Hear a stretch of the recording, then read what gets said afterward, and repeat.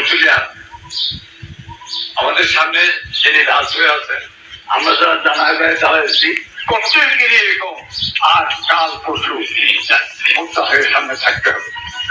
তো ওনার জীবনের সম্মান আছে, উনি আর কারো ক্ষতিও করতে পারবে না, কারো লাভও করতে পারবে না।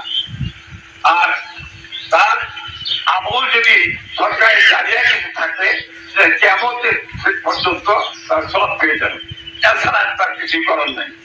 তো আমাদের কর্তব্য হচ্ছে, আমরা যারা জানা আছে আমাদের তাদের দায়িত্ব এবং কর্তব্য, সেটা হলো যে মহান রাব্বুল আলামিনের কাছে আমরা ফরিয়াদ করব তার জন্য, কারণ সে আমাদের প্রতিবেশী, আত্মীয়, বন্ধু বান্ধব ছিল।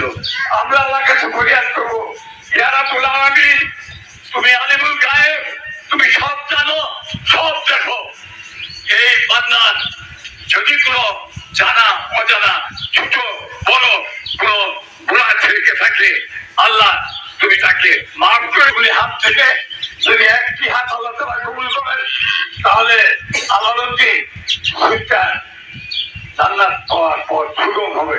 আসুন আমরা খাস পেলে অন্তঃস্থল থেকে তার জন্য দোয়া করি। আসসালামু আলাইকুম ওয়া রাহমাতুল্লাহি ওয়া বারাকাতুহু।